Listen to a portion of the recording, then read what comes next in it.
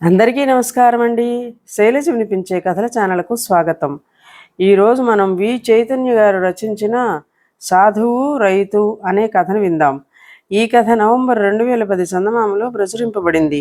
ఒక చిన్న పల్లెకు ఒక సాధువు వచ్చి చెరువు గట్టున ఉన్న మర్రి చెట్టు కింద లేడి చర్మం పరుచుకొని కూర్చున్నాడు. పల్లెవాసులు ఆయన ముందు పళ్ళు పలహారాలు పెట్టి వెళ్ళిపోసాగారు.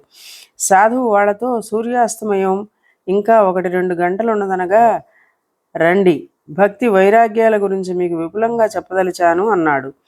అయితే తొలకరి వానలు కురిపి మంచి వ్యవసాయ పనుల తరుణం కావడంతో సూర్యాస్తమయానికి కొంచెం ముందుగా ఆయన దగ్గరకు ఒకే ఒక వ్యక్తి వచ్చాడు. అతడు పల్లెలో చిన్న రైతు. సాధువు అతన్ని చూసి నిరుత్సాహంగా, మీ పల్లెవాసుల ముందు ఎన్నో విషయాల గురించి మాట్లాడాలనుకున్నాను, నువ్వు ఒక్కడివే వచ్చావు, మాట్లాడమంటావా అని అడిగాడు.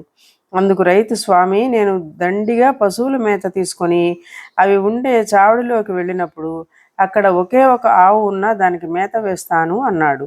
ఈ జవాబుకు సాధువు తృప్తిపడి దాదాపు 2 గంటల పాటు భక్తి వైరాగ్యాల గురించి ప్రసంగం కొనసాగించాడు. తర్వాత ఆయన రైతును, నా ప్రసంగం ఎలా ఉన్నది అని అడిగాడు.